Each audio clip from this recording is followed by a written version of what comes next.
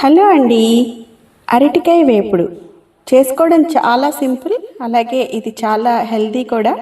పచ్చి అరటికాయని తీసుకుని ఇలా తొక్కు తీసేసుకుని పీలర్ తోటి చిన్న ముక్కలు కట్ చేసి నూనె వేసి, నాన్ స్టిక్ ప్యాన్ అయితే ఆయిల్ తక్కువ పడుతుంది, చక్కగా తొందరగా అన్నీ కూడా ఈవెన్గా వేగుతాయి, టేస్ట్ కూడా చాలా చాలా బాగుంటుంది.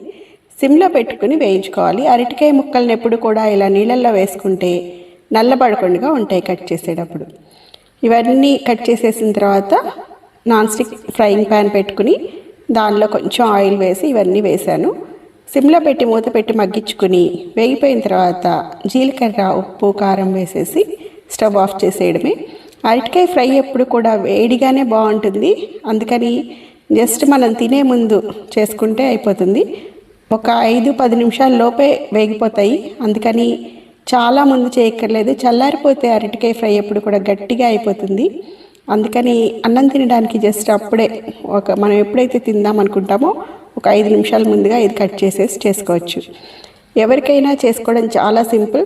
కొత్తగా వంట నేర్చుకుంటున్న వాళ్ళు కానీ, అలాగే బ్యాచిలర్స్ కానీ, పిల్లలు కానీ ఎవరైనా కూడా చాలా ఈజీగా సింపుల్గా చేసుకోగలిగే రెసిపీ. కానీ దీనిలో పోషకాలు చాలా చాలా ఉంటాయి. ఇలాంటి మంచి రెసిపీస్ కోసం తప్పకుండా మన ఛానల్ని సబ్స్క్రైబ్ చేయండి. జస్ట్ కాంబినేషన్గా దీనికి పక్కన రసం ఉంటే చాలు. వైట్ రైస్, రసము, అరటికాయ ఫ్రై చాలా బాగుంటుంది. చూసారు కదా ఎంత బాగుందో. Thank you for watching.